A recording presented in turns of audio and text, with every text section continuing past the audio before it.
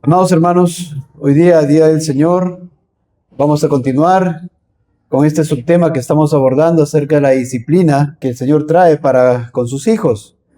Y vamos a empezar recordando, amados hermanos, lo que significaba el castigo de Dios. Ciertamente, amados hermanos, de hace mucho tiempo atrás empezamos, o mejor dicho, a la mitad de esta serie de la doctrina del pecado, abordamos lo que es el castigo del pecado. Y el castigo del pecado, amados, es lo que el Señor trae, es toda tribulación, angustia, aflicción, pesares, pérdidas, sed, hambre, cualquier malestar, tanto en el alma y cuerpo del ser humano que está sin Cristo, que va a morir sin Cristo también, y solo Dios sabe.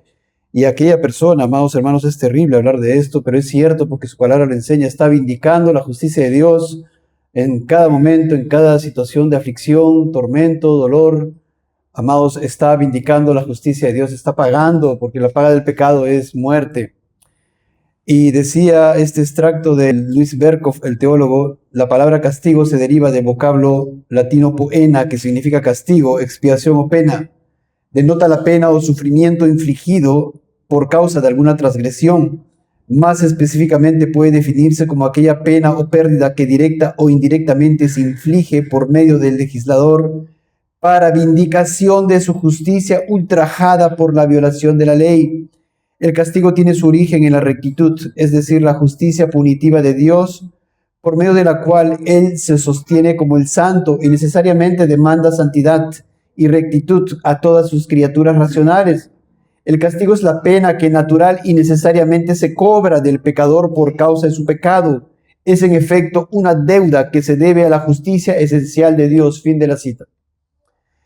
Esto es así, amados hermanos, pues el cimiento del trono de Dios es justicia y juicio. Él en todo momento está derramando sus juicios, sus copas de ira, como lo vemos y lo hemos estudiado también en el libro de Apocalipsis.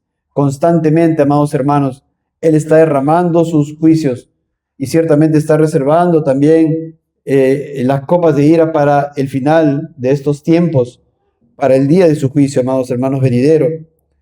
Pero esto nos enseña la palabra del Señor, y Salmo 58:11 dice: ciertamente hay Dios que juzga en la tierra. Vimos, recuerdan ustedes, un apartado al respecto de los castigos concomitantes, ¿verdad? Que cada pecado concomitantemente tiene consigo, viene acompañado de castigos. Cada pecado que el ser humano impenitente comete lo separa más de Dios, lo aparta más de Dios. Y no solamente eso, sino que lo expone a mayor culpa delante de Dios. Por ejemplo, alguien que no congrega, que no quiere congregar, amados hermanos, está asumiendo a su persona más culpa delante de Dios. Y esta culpa, amados hermanos, delante del Señor, el Señor va a hacer justicia. Y no solamente eso, sino que cada vez que comete un pecado, comete este tipo de pecados o cualquier tipo de pecados, se está apartando más de Dios. Ya el incrédulo está apartado infinitamente de Dios, pero cada vez que comete más pecados se aparta más de Dios, se endurece también. Y el Señor también puede entregar al endurecimiento del corazón a las personas. Eso lo hemos demostrado con la palabra del Señor. Pero también hemos visto que Dios no castiga a sus hijos adoptados. A todo aquel que Él toma por hijo no castiga. Porque todo creyente, todo aquel que está en Cristo Jesús ya no vindica la justicia de Dios. No estamos pagando por la justicia de Dios, pues Cristo todo lo pagó en la cruz del Calvario. Dice el apóstol Pedro, quien llevó Él mismo nuestros pecados en su cuerpo sobre el madero, para que nosotros, estando muertos a los pecados, vivamos a la justicia, y por cuya herida fuisteis sanados. 1 Pedro 2:24. Amados hermanos, pero nosotros, aún siendo regenerados, aún amando a Dios, aún amando sus mandamientos, aún, amados hermanos, teniendo la fe salvadora, el arrepentimiento para vida, nosotros aún pecamos, pues el que dice que no peca le hace mentiroso a Dios. Pero ¿qué hace Dios, amados hermanos? Pues Él, por amor a nosotros, disciplina a sus hijos para tratar con nosotros, para que mortifiquemos nuestros pecados, para conformarnos a la imagen de su Hijo Jesucristo, para conocerlo más a Él, amados hermanos. Y dice el Señor en Hebreos 12:1, y esto meditamos y estudiamos ya a profundidad semanas anteriores: por tanto nosotros también, teniendo de alrededor nuestro tan grande nube de testigos, despojémonos de todo peso y del pecado que nos asedia, y corramos con paciencia la carrera que tenemos por delante. Versículo 2, puesto los ojos en Jesús, el autor y consumador de la fe, el cual por el gozo puesto delante de Él sufrió la cruz, menospreciando lo oprobio, y se sentó a la diestra del trono de Dios. Considerad a aquel que sufrió tal contradicción de pecadores contra sí mismo, para que vuestro ánimo no se canse hasta desmayar, porque aún no habéis resistido hasta la sangre combatiendo contra el pecado, y habéis ya olvidado la exhortación que como a hijos se os dirige, diciendo: Hijo mío, no menosprecie la disciplina del Señor, ni desmayes cuando cuando eres reprendido por él. Amados hermanos, esto lo hemos meditado a profundidad ya hace meses atrás, pero el Señor dice en este versículo 5 que nosotros, amados hermanos, no debemos menospreciar la disciplina del Señor. Él azota a todo aquel que toma por hijo y trae aflicción, trae tormentos, trae tribulaciones también, como hemos visto en las prédicas pasadas, a todo aquel que Él toma por hijo. ¿Por qué? No porque vindicamos la justicia de Dios, amados hermanos, sino para que Él nos enderece, para que Él nos lleve al cielo. Es necesario, amados hermanos. Así como nosotros, padres, corregimos y disciplinamos a nuestros hijos, no lo hacemos por odio, lo hacemos por amor a ellos. Tal vez ellos no comprendan. Tal vez nosotros como creyentes no comprendamos por qué nos pasa tal o cual cosa, pero debemos comprender a la luz de la palabra del Señor que es porque Dios nos ama. Que si estamos en Cristo, como vimos también en la prédica pasada, todas las cosas nos ayudan a bien, todas las cosas en absoluto. Versículo 6 dice el Señor: porque el Señor al que ama, disciplina y azota a todo el que recibe por hijo. Entonces hay una diferencia entre lo que es la disciplina y el castigo. Podemos ver a una persona sufriendo, o con una enfermedad, o con una pérdida de un pariente, sufriendo, atormentado, afligido, ¿verdad? Grandemente, llorando, o sufriendo necesidades también. Amados hermanos, lo podemos ver, pero será un castigo o será una disciplina dependiendo del estado de su alma. Amados hermanos, hay una diferencia. Simón Kistemaker, el erudito, dice: la disciplina es entonces un privilegio que Dios extiende a los que ama. Esto suena casi contradictorio hasta que llegamos a entender que la disciplina no se le extiende a los impíos. Ellos reciben su juicio. La disciplina es una señal de que Dios nos acepta como hijos suyos. ¿Castiga a Dios a sus hijos? Él nos envía pruebas y dificultades diseñadas para fortalecer nuestra fe en Él. Las adversidades son ayudas para llevarnos a una comunión más estrecha con Dios, pero Dios no nos castiga. Él castigó a su Hijo especialmente en la cruz del Calvario, donde derramó su ira sobre Jesús al desampararlo. Como portador del pecado, Jesús soportó en nuestro lugar la ira de Dios para que nosotros, los que creemos en Él, nunca seamos desamparados por Dios. Dios no nos castiga, porque Jesús ya recibió nuestro castigo. Nosotros recibimos su disciplina, no su castigo. Fin de la cita. Así que, amados hermanos, habiendo desarrollado todos estos aspectos ya las semanas y meses pasados, y habiendo, amados hermanos, nosotros visto en las últimas 5 semanas aproximadamente, 5 meses, lo que sucedió con aquellos reyes piadosos de Judá, amados hermanos, yo quisiera traer aquí un pequeño resumen, corto ciertamente, y voy a empezar por el rey David, de quien empezamos a abordar cuando vimos el tema de disciplina. Porque recuerden ustedes que cuando abordamos la disciplina del Señor empezamos por Hebreo 12 y luego continuamos con los reyes piadosos que habían en el reino del sur de Judá. Y el rey David cometió diversos pecados. Y aquí vayamos viendo nosotros, amados hermanos, esto de aquí. Que nosotros, hermanos, por cometer pecado, cualquier tipo de pecado, estamos expuestos a la disciplina de Dios, como vamos a ver ahora y en las siguientes prédicas. Por ejemplo, en el rey David vemos presunción, negligencia en su deber. Recuerdan, él en vez de estar en la guerra, estaba ahí durmiendo, ¿verdad? Ahí en su palacio. Negligencia en su deber. Ociosidad, pues él todavía seguía durmiendo al caer la tarde. Y vemos que él le entró la lujuria, la codicia, y adulteró con Betsabé. Y luego engañó, mintió a Urías Eteo, lo emborrachó, y luego terminó, amados hermanos, quitándole la vida. Y vemos también su hipocresía para con este hombre Urías Eteo. Conspiró para matarlo. También hubo homicidio indirecto. ¿Por qué? Porque él lo envió ahí al frente a los reyes de la batalla junto con otros soldados. A esos también los mataron seguramente. Amados hermanos, fue tropiezo para Betsabé, fue tropiezo para los piadosos de ese tiempo y fue tropiezo para los impíos también de ese tiempo. Y el Señor lo dice. Y también él menospreció a Dios y menospreció su palabra. Y el Señor lo disciplinó, porque él amaba a David con amor eterno. Lo disciplinó, como vemos en Hebreos capítulo 12, amados hermanos, el concepto de disciplina. Su disciplina, su negligencia, perdón, fue expuesta. Y esa mancha, ¿verdad? Quedó. Y nosotros lo leemos en las Escrituras, el rey David. Ahí vemos esa mancha. Su ociosidad fue expuesta. El pecado fue descubierto públicamente por el profeta Natán. Su hijo de su adulterio, ¿recuerdan con Betsabé? Murió. Eso es parte de la disciplina para con David.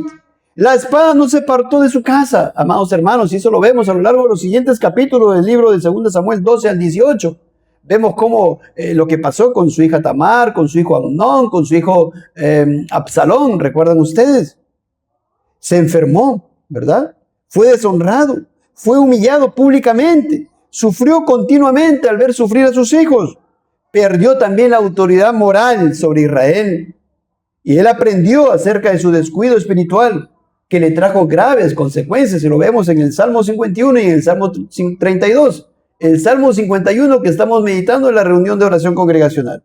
Él aprendió la gravedad del pecado, aprendió que no debió menospreciar a Dios y su palabra, anduvo humillado, anduvo arrepentido, aprendió que nada era oculto para Dios, que era frágil, débil en sí mismo, aprendió más acerca de sí mismo, su pecaminosidad desde su concepción. ¿Recuerdan? En maldad he sido formado y pecado me concibió mi madre, dice él.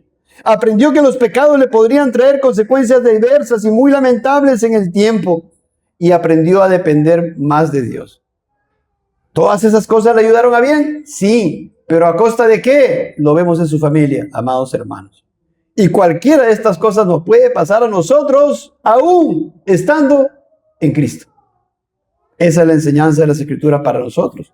Cuando abordamos el tema de Salomón, de este rey piadoso Salomón también, en determinado momento de su vida también él se fue a la lujuria, a la codicia, y él tuvo muchas mujeres impías, 1000 mujeres impías. Su corazón fue desviado por estas mujeres, ¿verdad? Se fue a hacer ídolos para sus mujeres y entró a la idolatría. Y aquí hago un paréntesis necesario por si alguien dice, el pastor está diciendo que nosotros podemos caer en esos pecados, entonces yo también puedo tener tantas damas. No, eso es perverso pensar así. Esto está escrito también para nuestra enseñanza, para no caer en estos pecados, no para evitarlos, ni para pensar que, oye, ¿qué tantos pecados puedo cometer para seguir siendo cristiano? Ese no es el pensamiento del cristiano. Y entonces vino la disciplina del Dios. Le dijo que el reino sería dividido y le trajo misericordia, porque le dijo, no va a ser en tus días, va a ser en los días de tu hijo, en este caso Roboam. Y Dios levantó en vida a Salomón adversarios también, amados hermanos, contra él. ¿Y estos adversarios qué le trajeron? Estrés, preocupación, tribulación, aflicción. Y perdió también su comunión plena con Dios. ¿Y cómo lo vemos eso? En los libros que él escribió después, ¿verdad? Eclesiastés y Cantares. Entonces, él se arrepintió. Lo vemos en Eclesiastés y vamos a ver su arrepentimiento. Aunque usted no vea la palabra arrepentimiento, usted va a ver por lo que dice que hubo un arrepentimiento en su corazón. Vio que su vida en aquellos tiempos era vanidad. Y termina o empieza diciendo en Eclesiastés, vanidad de vanidades, todo es vanidad. Aprendió que vivir en excesos era vanidad. Aprendió que el verdadero gozo sublime está en Cristo, y eso lo dice en lo que él escribe en Cantares también. Aprendió que su sabiduría debía ir acompañada de obediencia a Dios y su palabra. Tanto conocía a este hombre en tantos aspectos de la vida secular, y eso lo vemos en Eclesiastés, pero lamentablemente no fue acompañado de una piedad, y lo llevó a pecar, amados hermanos, en ciertos aspectos de su vida.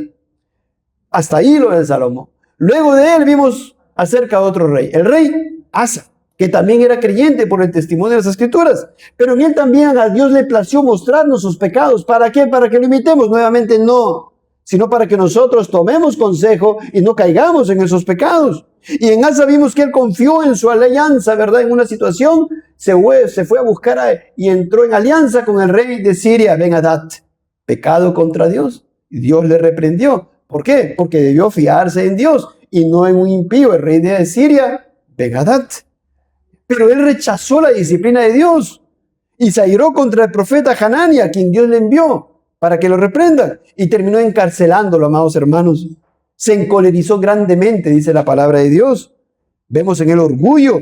Oprimió luego al pueblo en esos tiempos. Y después, al final de sus días, Dios lo enfermó. Y en su enfermedad no buscó a Dios, sino a los médicos, dice la palabra literalmente. Y ahí vemos también pecado, amados hermanos.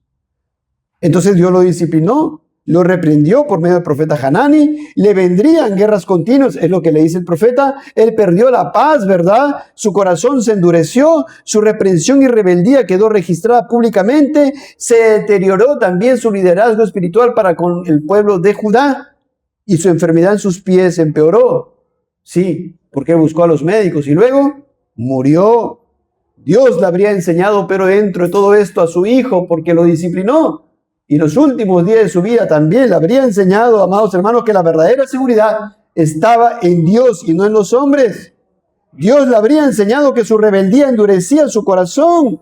Le habría enseñado que el buscar su salud sin enderezar sus sendas y sin clamar a Dios, sino buscar primero a los médicos y no a Dios primero, era pecado. Amados hermanos, luego vimos al rey Josafat, este hombre piadoso también, y cómo el Señor nos enfocó en él este pecado que lo tenía muy anclado en su corazón. ¿Y cuál era? Entrar en unión con yugo desigual. Y lo primero que hizo fue, ¿qué cosa? Contrajo parentesco con el rey del norte acá, que era impío. El rey acá del norte era impío, aquel esposo de Jezabel. Y entonces, amados hermanos, contrajo. Dijo, a ver, mijito mayor, Jorán. Oh, miren, quiero que te cases aquí con la hija de acá. Pero era incrédulo, ella era incrédula y su hijo era incrédulo. ¿Y qué hizo entonces, amados hermanos? Eso le trajo un gran problema que después él, cuando murió, ni cuenta se dio. Mataron a sus hijos, mataron a sus nietos, mataron a sus bisnietos. Amados hermanos, tuvo amistad con ese rey incrédulo Acab, amados hermanos, y se fue a la guerra con él, y Dios le envía un profeta, amados hermanos, para que lo reprenda. El profeta Jehú, que le dice, y recuerden ustedes ese pasaje, al impío das ayuda y amas a los que aborrecen a Jehová. Por tanto ha salido de Dios ira para contigo. Amados hermanos, él ignoró las advertencias del profeta Micaías. No reprendió, recuerdan ustedes cuando estaba el profeta ahí delante de acá y todo el mundo lo vituperaba al profeta. Y él estaba escuchando tranquilo, sin defenderlo y sin hacer nada. No lo reprendió, sino participó de estas cosas. Y luego vemos cómo él se asoció con el rey Josías del norte, el hijo de Acab. Y luego más adelante nuevamente se asoció, no aprendió la lección, con el otro hijo Jorán, del hijo del rey del norte Acab. Y se fueron juntos a la guerra. Y Dios lo disciplinó, porque ya vimos ese momento, Dios lo reprendió a través del profeta Jehú. Y luego estuvo a punto de morir también en las guerras en que él ayudó tanto a Acab como a Jorán, el hijo de Acab. Su unión con Ocosías le trajo pérdidas económicas, ¿recuerdan ustedes? Perdió las naves ahí, que él había construido junto con Ocosías. Y sus uniones en yugo desigual le trajeron oscurecimiento espiritual para no discernir espiritualmente esta situación. Qué tremendo, hermanos. Esto era un castigo, una disciplina para él, porque no discernía que esto le estaba haciendo mal. No discernía que el Señor le estaba diciendo a cada rato, a cada momento, estás haciendo mal en unirte en yugo desigual. Pero no entendió. Amados hermanos, y a lo largo de toda su vida el Señor le enseñaba que esta unión en yugo desigual con los incrédulos era pecado. Luego vimos del rey Ezequías, que él se enalteció su corazón después que el Señor manifestó misericordia para con él. Se enorgulleció su corazón. Fue imprudente, recuerdan ustedes cómo mostró todas las riquezas que había ahí en su palacio y todas las cosas, fortificaciones que había ahí a los enviados, a los emisarios de Babilonia.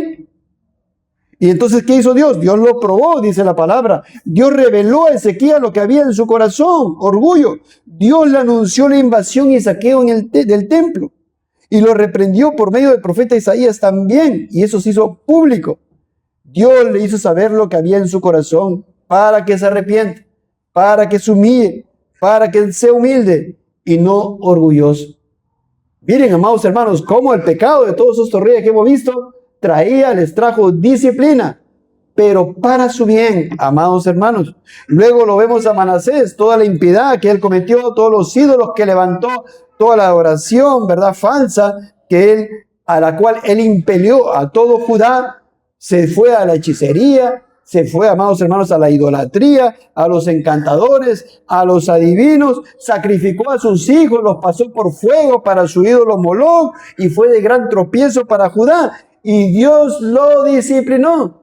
Amados hermanos, allí en prisión cuando se lo llevaron, recuerdan ustedes, vimos también en una prédica de esto, ¿qué hizo el Señor? Lo humilló, lo llevaron encadenado, lo llevaron en grillos, le daban de comer pan de angustia, agua de acequia. Y entonces en esa situación el rey Manasés imploró a Dios. El Señor en su misericordia lo salvó. Y luego de salvo ahí encadenado en la prisión, seguramente él pensaría, esto era mi culpa. Es justo Dios lo que me trajo. Todo lo que hice, mis hijos, los pasé por fuego. ¿Cuántos santos maté? ¿A cuántos sacerdotes piadosos maté? Todo eso, todo ese tormento en su corazón era parte de la disciplina de Dios para que él se humille, amados hermanos, para que él viva humillado el resto de su vida. Él viviría así el resto de su vida pensando en estas cosas. Y claro que él fue perdonado y claro que él está en el cielo, pero fue tropiezo para muchos. Seguidamente, últimamente, vimos al rey Josías.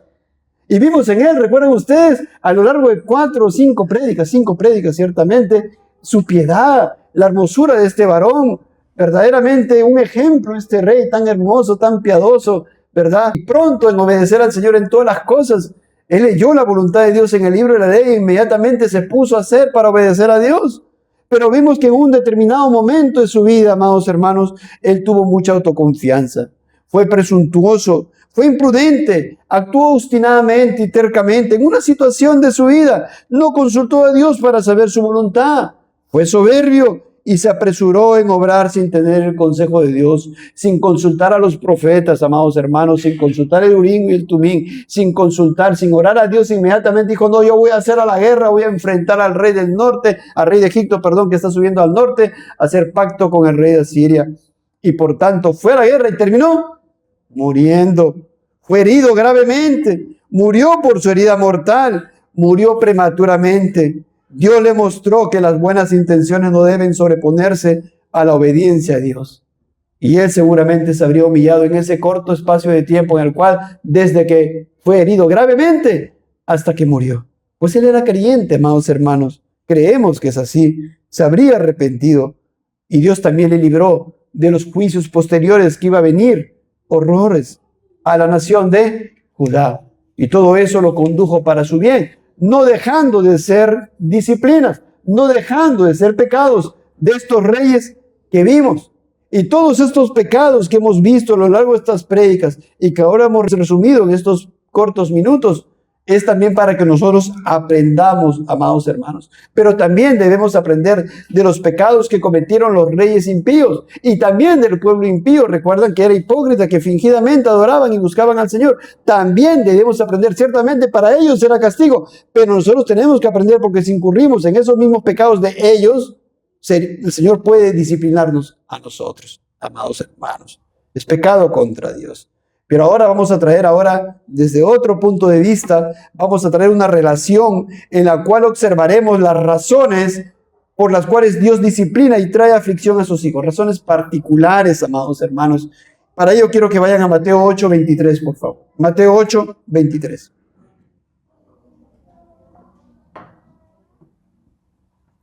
Lo primero que vamos a ver es que Dios nos puede disciplinar. Escuchen bien, por favor. Dios nos puede disciplinar, amado hermano, hermana, para exponernos la fragilidad de nuestras convicciones y la fragilidad de nuestra confianza en nosotros mismos y para depender de Él en todo. Él nos puede traer aflicción, tribulación, angustia, pérdida, para mostrarnos, para exponernos a nosotros en nuestros corazones y decirnos, tú debes aprender que eres frágil. Tú debes saber que eres muy frágil. Porque a veces nosotros nos creemos los autosuficientes. Nos creemos lo que estamos sanos, todo lo podemos. Oh, voy a buscar a los médicos. ¿Para qué voy a buscar a Dios? No. Miren, y esto lo vemos en este pasaje, en este relato, que nos vamos a enfocar para centrarnos en este título. Mateo 8:23. Nuestro Señor Jesucristo, dice ahí, se refiere a Él. Entrando Él en la barca, nuestro Señor Jesucristo, Sus discípulos le siguieron. Y he aquí que se levantó en el mar una tempestad tan grande que las olas cubrían la barca, pero él dormía. Amados hermanos, el Señor Jesucristo estaba con sus discípulos en el mar. ¿Qué mar? El mar de Galilea. He aquí dice Mateo, para enfocarnos en lo que va a pasar dentro de un momento. Una situación, ahí en el medio del mar, los discípulos y nuestro Señor Jesucristo. Los discípulos que eran experimentados en las cosas del mar. Era como que estaban, solemos decir, en su garbanzal. Era lo suyo. Así que, el Señor Jesús no era un carpintero. Nosotros somos de mar. Así que somos pescadores y conocemos un montón. Aquí estamos en lo nuestro. Pues nuestro Señor estaba durmiendo ahí. Y ellos estaban tranquilos. En su mayoría los discípulos eran pescadores con mucha experiencia en el mar, experimentados. Tenían mucha autoconfianza en esas cosas. Se sentirían seguros en sí mismos. Alguna vez se habrán expuesto seguramente a las tempestades del mar ahí, porque el mar de Galilea ciertamente es un poco complicado ese mar, dicen, ¿no? En esos tiempos aún más. Pero seguramente se expusieron a alguna tempestad de un grado menor. Pero ahora iba a pasar algo tan tremendo. Dice ahí, y he aquí, hermanos, miren, se levantó en el mar una tempestad tan grande. Era una gran tempestad. ¿De dónde vino la gran tempestad? No hay nada que es exento de Dios. No hay nada que es exento de quien estaba ahí durmiendo, el Señor Jesucristo. El Señor Jesucristo les trajo esa tempestad y nuestro Señor estaba durmiendo. Quiero que vean así. Les trajo una tempestad a estos hombres que estaban valentonados porque eran los expertos en las cosas del mar. Amados hermanos, se levantó una gran tempestad, tanto que las olas cubrían la barca, pero él dormía. Imagínense una barca, amados hermanos. Se mantiene a flote, ¿verdad? Porque hay un espacio de aire, ¿verdad? Pero si usted lo llena de agua, eso se cae, se hunde. Y acá dice, tan grande que las olas cubrían la barca. Imagínense esas olas tan grandes, haciendo caer el agua encima de la barca, inundando la barca, más el peso de los discípulos, más el peso del agua. Esa barca se caía, se hundía. El pasaje paralelo en Marcos 4 dice, se levantó una gran tempestad. Esta palabra tempestad en el griego es lailaps, que es torbellino, tormenta. Ya tiene usted una idea mejor de lo que es esta situación. Era una especie de torbellino, tempestad, tormenta, grande. Y echaba las olas en la barca de tal manera, dice Marcos 4:37, que ya se anegaba. ¿Qué es eso? Ya se estaba llenando de agua. Ya estaban desesperados, amados hermanos. Ellos debían saber que eran frágiles. Ellos debían saber que eran frágiles en ellos mismos. Debían saber que la autoconfianza, la confianza en sí mismos es muy mala, es pecado. Así como nosotros, amados hermanos, tenemos que saber que cualquier confianza en nosotros mismos, en las cosas terrenales, las que sean, en una persona, en el dinero, en las riquezas, es pecado. Amados hermanos, y que somos frágiles, que somos indefensos, que de la noche a la mañana podemos perderlo todo. Tenemos que ser conscientes de ello, amados hermanos. Si tenemos autoconfianza en nosotros mismos, Dios va a exponernos nuestra fragilidad, porque Él quiere que nosotros tengamos nuestra plena confianza y pongamos nuestros ojos en Él, no en lo de abajo. Así que Él nos puede traer disciplina para que sepamos que nosotros mismos no podemos hacer nada, para que sepamos que somos débiles, muy débiles, y que solo en Él tenemos esperanza, y que en Dios, en Él debe estar toda nuestra confianza. Dios nos puede disciplinar para que no confiemos en nosotros mismos, para que toda nuestra confianza esté única y plenamente en Él.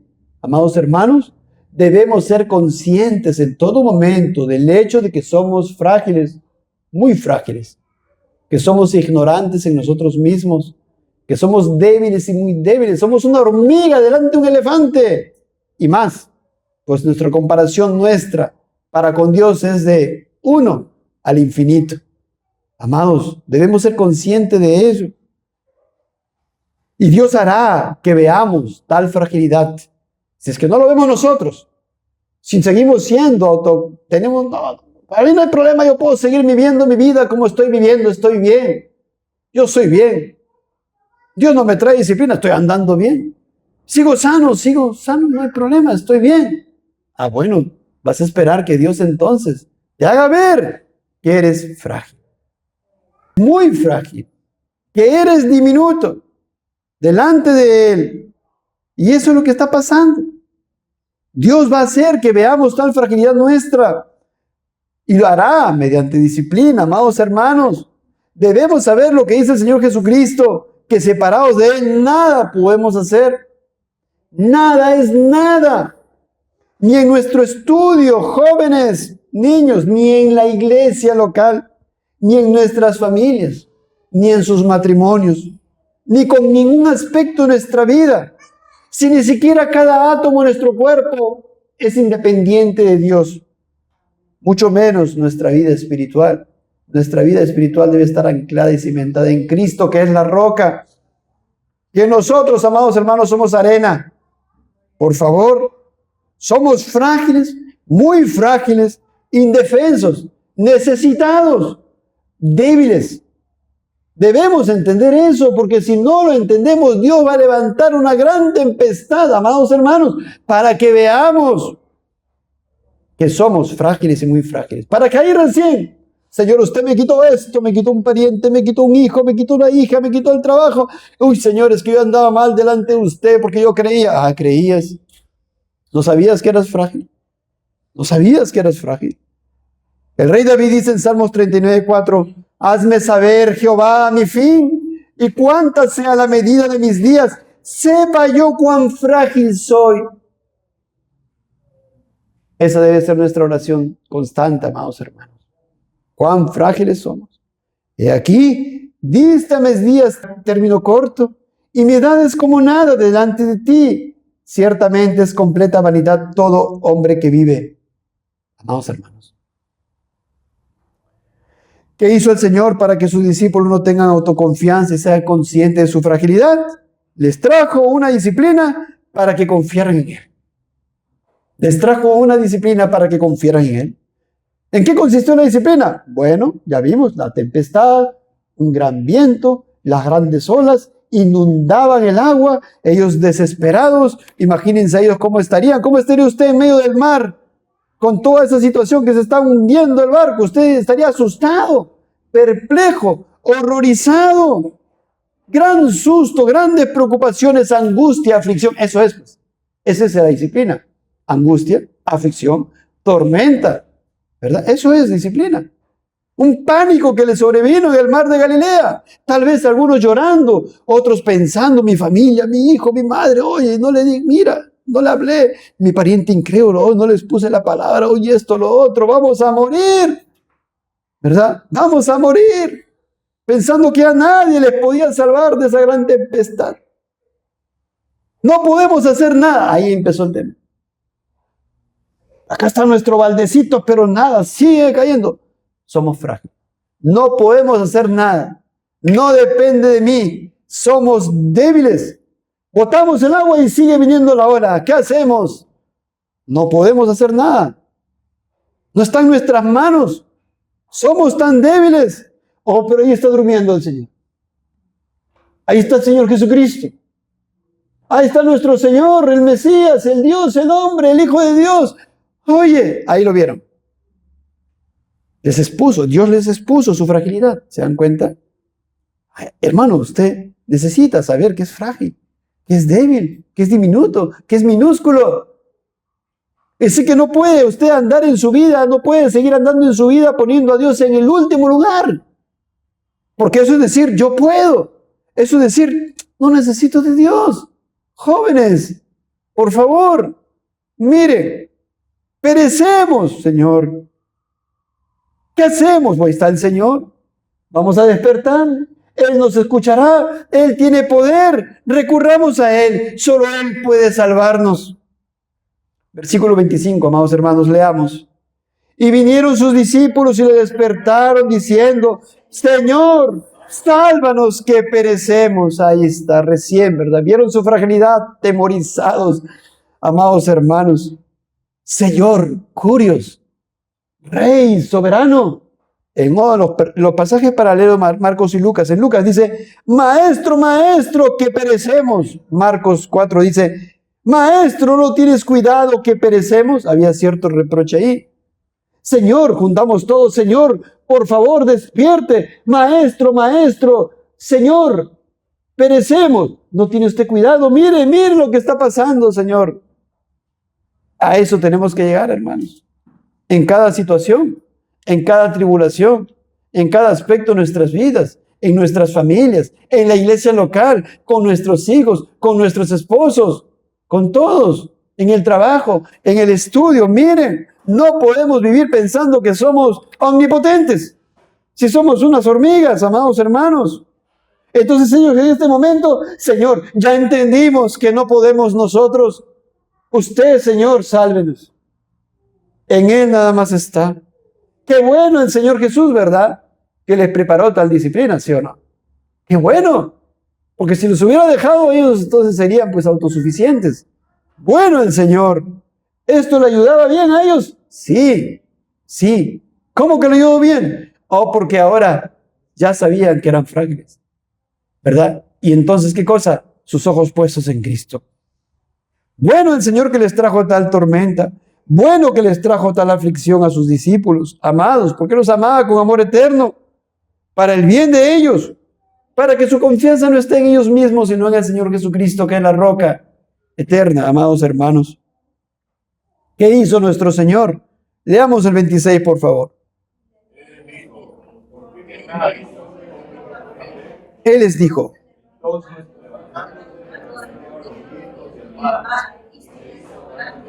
Él les dijo, ¿por qué teméis, hombres de poca fe? Entonces levantándose reprendió a los vientos y al mar, y se hizo grande bonanza. Reprendió a los vientos y al mar. Nuestro Señor tiene poder sobre toda su creación. Hizo que el viento y el mar, ¿verdad? Ese torbellino, esa gran tormenta se detenga. Imagínense esa escena, ya se detuvieron. Se detuvo todo ese viento, la tormenta, las olas, y el agua salió de la barca y ya estaban tranquilos. ¿Cómo estaría el corazón de ellos y su mente? ¿Quién nos salvó? Jesús. ¿Nosotros? Nada. Él lo pudo hacer todo. Ese que sea el mensaje, amados hermanos. ¿Por qué les trajo la disciplina del Señor, entre otras cosas, a estos discípulos? Para que sepan que son frágiles. ¿Por qué el Señor nos puede traer disciplina a nosotros? Cuando nos creemos autosuficientes, pues.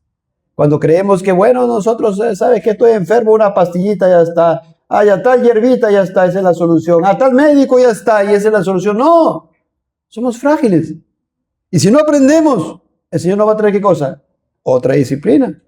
Algo más crónico, algo más grave. Para que aprendamos, amados hermanos, realmente. Y no dependamos del médico como dependió Asa, el rey Asa, que buscó a los médicos y no a Dios. Por ejemplo, si no aprendemos la lección, Dios nos traerá algo más fuerte, más grave, para que aprendamos la lección, amados hermanos. Pero en el caso de Asa fue, ¿cómo? ¿Cómo fue? ¿Hasta qué punto fue la enfermedad? Hasta que murió, amados hermanos. Y se supone que ya en su lecho, cuando estaba ya a punto de morir, ahí habrá aprendido la lección. Amados, por favor, eso lo vemos en el libro de Crónicas. Él debía saber, Asa, y nosotros debemos saber que somos frágiles, que debemos buscar primeramente a Dios. ¿Y cómo se busca a Dios? En su palabra. ¿Cómo se busca a Dios? En verdadero arrepentimiento, en verdadera fe. Reconocer, amados hermanos, basta ya de seguir pecando contra Dios. Amigos, amigas, si usted no está en Cristo, por favor le rogamos que corra a Cristo, reconociendo sus pecados, arrepintiéndose de verdad, de corazón, confiando en Cristo, que Él murió por usted, y deje usted de pecar por amor a Cristo, pues Él le dice que si usted le ama, si me amáis, guardad mis mandamientos. Y si usted no guarda su mandamiento, ¿qué es? Pecado. ¿Y qué puede traer el pecado? Disciplina. Ahí está. Y usted mismo se está buscando que el Señor le traiga la tormenta, la aflicción, el viento, la tribulación, por seguir obstinadamente en sus pecados o en su dureza. de su corazón. Creemos que somos fuertes, creemos que gozamos de toda la salud, que todo lo podemos, así que ando bien aquí en mi trabajo, en mi estudio, con mi familia, con mi esposo, con mi esposa, que el Señor nos trae una gran tormenta. Gran tormenta. Así que tengamos sumo cuidado. No nos creamos fuertes, autosuficientes, amados hermanos. Espero que esta razón esté clara ya en nosotros. Vamos a la siguiente razón, al siguiente motivo por el cual el Señor nos puede disciplinar, atribular, afligir. Dios nos puede disciplinar para revelarnos la naturaleza terrenal de nuestros pensamientos y afectos. Si nosotros tenemos nuestra mirada puesta en el aquí, Dios nos va a disciplinar. Si nuestra mente está puesta en el aquí, en el ahora, en el hoy día, en el mañana, en lo que voy a comer y beber, nada más, Dios nos puede disciplinar. Si estamos enfocados en el aquí, si estamos poniendo la mira en las cosas terrenales, si estamos enfocados en nuestro estudio, trabajo, proyecto, familia, diversiones, ¿verdad? No hay tiempo para verdaderamente buscar a Dios. Y no hay tiempo para buscar al verdadero Dios de la Biblia. Porque muchos dicen, sí busco a Dios, pero el verdadero Dios de la Biblia le demanda que usted se niegue a sí mismo y que vaya a Cristo y que le sirva a Él de corazón y le obedezca a pesar de sus pérdidas. Negarse a sí mismo, llevar su cruz cada día. Y si no, Dios lo va a disciplinar. Dios dice en Colosenses 3:2, poned la mira en las cosas de arriba, no en las de la tierra. ¿Es un mandamiento o no? Dice, poned la mira en las cosas de arriba, no en las de la tierra. Mandamiento. ¿Por qué no dice, si quieren, pongan la mira en las cosas de arriba? No dice si quieren. Dice, poned la mira. Es un mandamiento. Y si usted no obedece esto, ¿qué es? Pecado. ¿Y qué puede traer el pecado? Disciplina. O sea que si usted está enfocado bastante en las cosas terrenales y lo pone a Dios en segundo, tercero, cuarto y quinto, enésimo lugar, usted, si es creyente, si es un hijo de Dios, está expuesto a la disciplina de Dios. Dios lo va a disciplinar. Por favor, si todo su tiempo, pensamientos, el aquí y el ahora, todo en este mundo, mi trabajo, mi esposa, mis hijos, mis estudios, si no hay tiempo para Dios, ¿por qué no congrega? Porque tengo que ir con mis hijos aquí y allá, ¿no? Llevarlo a su clase, llevarlo a su reunión al colegio, llevarlo los domingos, sí, y también tienen que hacer tarea y tengo que atenderlos y aquí y allá, y no hay Dios para mí. Si el Señor te ha salvado, Dios te va a disciplinar. Y si no te pasa nada, no viene la disciplina, entonces Dios no te trata como hijo. ¿Y entonces qué eres? Hebreos 12, bastardo. Mire, si estás andando mirando las cosas de abajo, este es mi trabajo, aquí no se mete Dios. Aquí no reina Cristo. Este es mis estudios, aquí no reina Cristo. Esta es mi diversión, aquí no importa, aquí no se mete Cristo. Este tiempo es para mi distracción, tampoco hay espacio para que Dios reine aquí. Mira, ¿en qué está enfocado tu corazón? Tu voluntad, ¿en qué está enfocada? Tu mente, ¿en qué está enfocada? Tus afectos, ¿en quién está enfocado? En tu trabajo, en tu estudio, en tu familia, y eso nada más, y todo el tiempo. Cuidado, tu alma está en riesgo, eso es pecado, y si eres hijo de Dios, si estás convertido, si estás regenerado, te va a disciplinar, porque si eres hijo de Dios, hemos leído Hebreos 12:6, el Señor al que ama disciplina y azota a todo el que recibe por hijo. Dios te va a disciplinar, pues estás olvidando tú que eres extranjero y peregrino, como dice Dios a través del apóstol Pedro en 1 Pedro 2:11. ¿Qué significa que eres extranjero y peregrino? Que no eres de aquí, que tú perteneces al cielo, que estás de paso aquí, que estás peregrinando aquí, y que por tanto, si eres un peregrino aquí, alguien se va de viaje al extranjero, de vacaciones, ¿verdad? Es un extranjero, está de pasada. ¿Qué va a hacer? ¿A buscar un trabajo? Si fue de vacaciones, ¿va a establecerse ahí en su casa? No, está de paseo, está de vacaciones y va y alquila un lugar y ahí duerme y de ahí sigue paseando por aquí y por allá y luego se va y se regresa a su nación. Amados hermanos, somos extranjeros y peregrinos en esta tierra. Esta tierra no es nuestro hogar definitivo. Nuestro hogar definitivo, si estamos en Cristo, son los nuevos cielos y la nueva tierra. donde mora la justicia y moraremos con Cristo. Por tanto, nada de lo que está aquí, amados, es nuestro. Nada de lo que está aquí, amados hermanos, nos lo vamos a llevar cuando partamos. Todo esto va a ser quemado, todo esto va a ser fundido y el Señor hará una nueva tierra. Miren, somos extranjeros. Entonces, ¿dónde tiene que estar nuestra mente? En las cosas de arriba. Por eso dice, poned la mira en las cosas de arriba, no en las de la tierra. Las cosas que están abajo son, ¿verdad?, para servir a Dios. El Señor nos llama a que nos esforcemos, a que estudiemos, a que trabajemos, pero eso no a costa de Dios, no a costa de obedecer a Dios, de ninguna manera, amados hermanos. Si no, eso es pecado y puede venir la disciplina. Por eso el apóstol Pablo dice en Filipenses 3:20, mas nuestra ciudadanía está en los cielos, de donde también esperamos al Salvador, al Señor Jesucristo. Ahí está nuestra ciudadanía, en los cielos. Y vamos a ver el ejemplo de Jonás. Vamos a las Escrituras, al ejemplo de Jonás, a Jonás capítulo 4, amados hermanos. Jonás capítulo 4.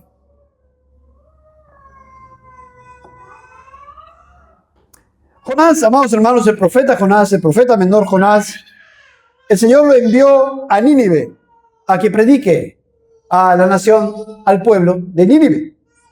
Pero ¿saben qué? Jonás no quiso ir. En vez de ir a Nínive, se fue a Tarsis. Y el Señor, ¿saben qué hace, amados hermanos? Lo disciplina. Y Jonás es lanzado al mar. ¿Y qué hizo Dios? Dios preparó un gran pez. ¿Recuerdan ustedes aquel pasaje? No vamos a leer completamente del capítulo 1 al 3. Vamos a ir al 4. Pero estoy leyendo lo que sucede antes de esta situación del capítulo 4. Entonces el Señor prepara un gran pez. Y este gran pez se traga a Jonás. Y Dios preserva a Jonás en el vientre de ese gran pez. Y allí le disciplina. Esa disciplina no la vamos a ver. Pero allí le disciplina. Y hace que Jonás eleve oración a Dios. Y Dios hace que este pez, este gran pez, lo vomite en la tierra. Así que Dios nuevamente le dice que vaya a predicar a Nínive. Y esta vez Jonás obedece. ¿Y qué pasa? Va a predicar a Nínive. ¿Y luego qué sucede? El pueblo se arrepiente. ¿Y cómo reacciona Jonás? Cuando el pueblo se arrepiente, se molesta. Ahí vamos al pasaje que les he traído. Jonás 4:1. Leamos. Pero Jonás se apesadumbró en extremo y se enojó. Note usted cómo el Señor nos da esta palabra. Grandemente, en extremo. Nunca se había apesadumbrado así. Ahora él se enojó. ¿Verdad? ¿Por qué se enojó? Porque su mirada, amados hermanos, no estaba, el tema que estamos viendo, en las cosas celestiales. Su mirada estaba en las cosas terrenales. ¿Para qué me envió Dios aquí? Si a Dios sabía, si es misericordioso, y eso le va a decir, que se iban a arrepentir, ¿para qué me mando?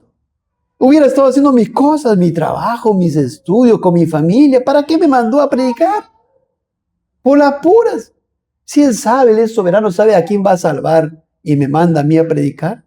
Miren, me ha hecho perder mi tiempo. Por las puras caminé tanto y encima qué vergüenza la mía porque a toda la gente le he dicho que Dios iba a destruir todo en 40 días. Ahora me miren y me miran y mira, qué vergüenza tengo. No quiero ni que me miren porque estoy avergonzado. Les he estado hablando que se arrepientan y ahora no va a venir nada. No va a venir el juicio. Miren, amados hermanos. Qué tremendo, ¿no? Si Él sabe que iba a salvar, ¿para qué me manda a predicar? Es como que alguno diga, ¿no? Si Dios ya eligió a todos los suyos antes de la fundación del mundo, entonces ¿para qué vamos a ir a predicar? ¿Para qué me voy a matar reservando mi tiempo, esforzándome en predicar el evangelio a una u otra persona, a un pariente o a otro? ¿Para qué? Si Dios ya sabe a quién va a salvar, si Dios ya sabe quiénes van a perecer, ¿para qué lo voy a hacer? Si Dios ya sabe a quién le va a salvar, pues ya lo salvará de alguna manera, ¿por qué yo voy a hacer? ¿De acuerdo? Miren, ahí está. Amados hermanos, algo así pensaba él. Su mirada estaba en las cosas terrenales. Amados, ¿no? Pude haber estado trabajando, he perdido mi tiempo, mejor hubiera invertido mi tiempo en un proyecto personal, en más recreación, en más diversión, en mi trabajo, más dinero, más estudio, etc. ¿Y qué hace Jonás? Versículo 2. Leamos juntos. Y oró a Jehová y dijo, ahora, oh Jehová, ¿no es esto lo que yo decía estando aún en mi tierra? Por eso me apresuré a huir a Tarsis, porque sabía yo que tú eres Dios clemente y piadoso, tardo en enojarte y de grande misericordia, y que te arrepientes del mal. Amado, lo que él dice al final es cierto, que Dios es clemente, piadoso, misericordioso, tardo para la ira y grande misericordia. Pero él no está diciéndolo en ese sentido, él está diciendo en la primera parte, dice, no va a haber juicio. ¿No sabía yo esto? ¿Usted, Dios, no conoce mi corazón? ¿No se dio cuenta de que yo sabía que no iba a pasar nada porque usted es bueno? Por la pura me ha hecho ir. He perdido mi tiempo. Su mente no estaba, esto es lo que estamos viendo ahora, su mente no estaba en las cosas del cielo, su mente estaba enfocada en las cosas de la tierra. Y ya lo vamos a ver después más por qué esto. Y le sigue diciendo en el versículo 3, ahora pues, oh Jehová, te ruego que me quites la vida, porque mejor me es la muerte que la vida. Miren a qué punto llegó Jonás. Nuevamente, esto no está puesto para una enseñanza para que pensemos igual o hagamos igual o digamos igual, porque es pecado contra Dios. Amados hermanos, esto no está puesto para que digamos, oh, el cristiano puede suicidarse, como algunos enseñaron. Y en su iglesia se suicidaron unas personas. Ese es otro tema. No, amados hermanos, esto está para ver a qué punto llegó el pecado de este hombre, siendo creyente, siendo profeta de Dios. Te ruego que me quites la vida. Mira que al punto se había enojado, apesadumbrado, para que él diga a Dios, Señor, quíteme la vida ya. Estoy tan enojado, tanto en extremo, que ya no quiero vivir, porque con qué cara me van a mirar esto. ¿Para qué ya? Mejor me es la muerte que la vida. Él estaba molesto con Dios. Él era salvo. Ese debió ser su mayor gozo, amados hermanos. Y debió haber sido su mayor gozo el servirle a Dios y obedecer a Dios. Pues Dios le dijo, ve a Nínive a predicar. Si la gente se arrepintió, por último, ¿qué iba a hacer? Alegría, la gente se arrepintió. Qué bueno que se hayan arrepentido, amados hermanos. Así, jóvenes, niños, adultos, si son cristianos, los que son cristianos, ese debe ser su mayor gozo. Sus almas están aseguradas en Cristo. Por tanto, podemos mirar las cosas del cielo y no de las cosas de la tierra. Entonces, Dios quería, ¿le iba a dejar ahí a su hijo Jonás? Tenía que disciplinarlo. Dios le disciplinaría para que Jonás sepa que debía poner su mirada no en lo terrenal, sino en lo celestial. Y el Señor le dice en versículo 4, y Jehová le dijo, ¿haces tú bien en enojarte tanto? Y cuando el Señor le pregunta, ¿haces tú bien en enojarte tanto? O sea, que era mal, era pecado, que él se enoje. Por eso el Señor le dice, ¿haces tú bien en enojarte tanto? Es pecado, Jonás, lo que estás haciendo. Examínate, Jonás. ¿Estás pecando contra mí? Estás pecando contra Dios. Jonás 4:5. Y salió Jonás de la ciudad y acampó hacia el oriente de la ciudad y se hizo allí una enramada y se sentó debajo de ella a la sombra hasta ver qué acontecería en la ciudad. Aún Jonás seguía esperando los juicios de Dios. Y él dice, no, a ver, voy a irme cerca para mirar todo el pueblo, todo el valle. Me voy a hacer una enramadita aquí, una enramada con unos palos, unas hojas, aquí me quedo. Vamos a ver qué va a pasar con esta ciudad. De repente Dios se equivocó. Va a venir el juicio de Dios. Total, tanto tiempo no voy a predicar en vano. Tenía cosas tan importantes que hacer. Miren, no por las puras he invertido mi tiempo. Imagínense, amados hermanos. Y se hace su enramada. Acampa ahí, fuera de la ciudad, porque ya no tenía, según él, vergüenza, no tenía cara para que la gente de la ciudad lo miren, porque él había dicho va a haber el juicio. Y se va afuera. Miren. Y se hace una ahí, se sentó debajo de la sombra. Amados hermanos. Entonces, ¿qué sucede luego? Dios lo amaba, ¿verdad, Jonás? Lo amaba y le va a traer su disciplina. Y el Señor le trae una bendición material, temporal, para que lo consuele. Miren, hermanos, lo que hace el Señor.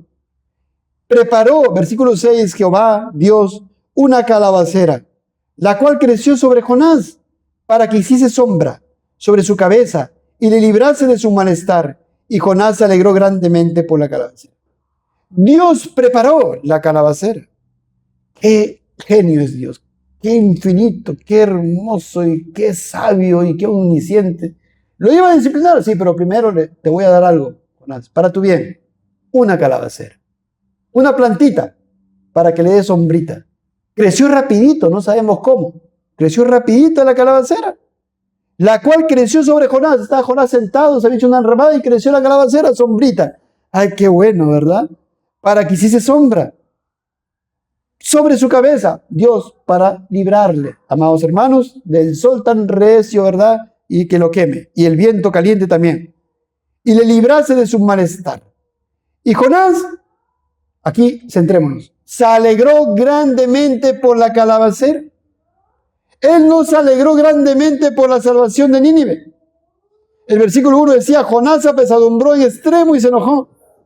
Y en el versículo 2 dice, oh Jehová, ¿no es esto lo que yo decía estando aún en mi tierra? Y en el versículo 3 él dijo, oh Jehová, te ruego que me quites la vida porque mejor me es la muerte que la vida. Pero él sí se alegró por una plantita, por la calabacera, que Dios le trajo. Ya vamos a ver. Sus ojos, amados hermanos, estaban puestos ¿dónde entonces? A ver, en la tierra. Enfocado en la cosa de la tierra, en el aquí, en el ahora.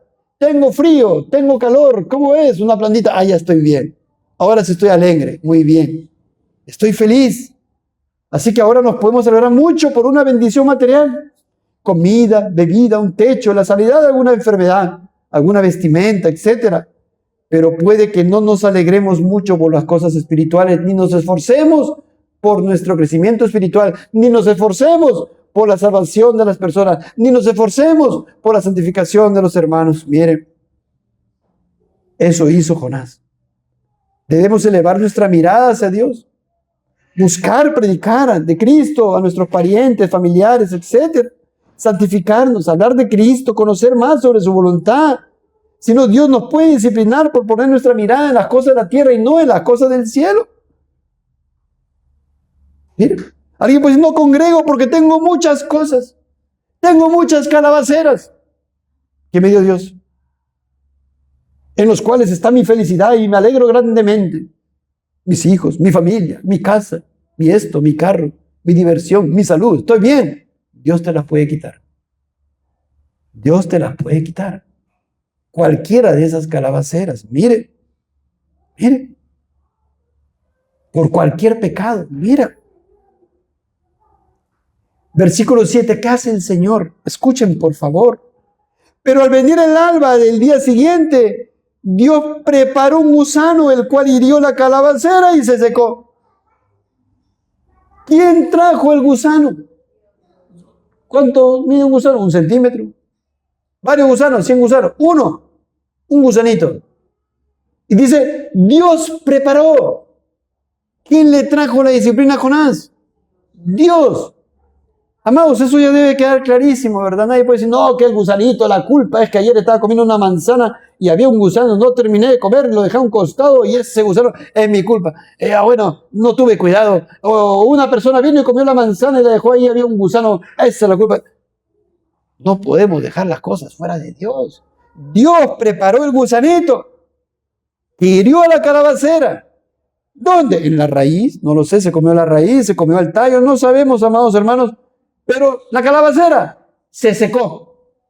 Eso tenemos que... Se murió la planta. Miren, ya no llegan nutrientes a la planta. Se acabó la bendición material. Se acabó la calabacera.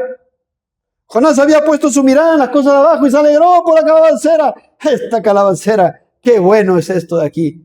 Mire cómo me alegra mi corazón. Dios se lo quitó. Mira, Dios se lo quitó. Le quitó esa bendición material para que aprenda a mirar arriba. La disciplina le trajo aflicción. ¿Por qué eso es disciplina? Porque Dios dice que a todo el que ama disciplina y azota al que toma por hijo. Lo azotó con una simple plantita, usando un simple gusanito. Mira, amados hermanos, ¿cuáles son tus calabaceras que Dios te ha dado, verdad, en su misericordia? ¿Cuáles son? Tu calabacera puede ser un hijo, una hija, un padre, una madre, tu trabajo, tu estudio, que Dios te dio inteligencia para que puedas estudiar, te dio esa calabacera.